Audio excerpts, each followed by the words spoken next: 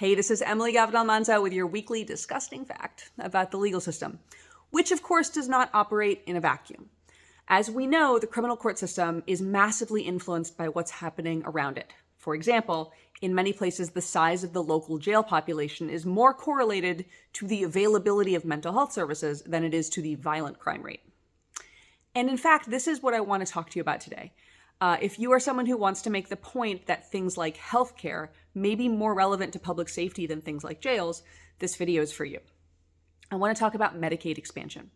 The Affordable Care Act dramatically expanded the number of people who are eligible to get healthcare through the government, through Medicaid.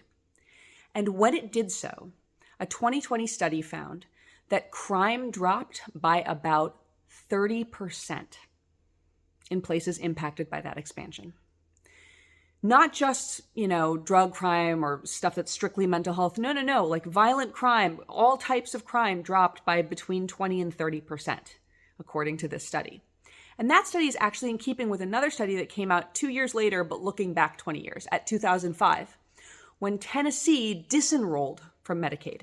They ended a program called TennCare, which was the public healthcare system in which 1 in 4 Tennessee adults was enrolled. And when they did that, lots of people lost access to their doctors and their medicines, and guess what happened? Crime went up. And not just nonviolent or petty crime, violent crime actually went up more than nonviolent crime. Violent crime went up by about 20%, nonviolent crime by about 15% in Tennessee when they cut off access to healthcare.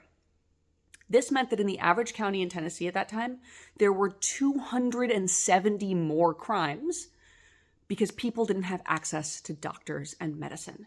So next time someone tells you we need to throw all our money at like subway police to be safe, maybe ask them to throw some money at a major public healthcare system instead.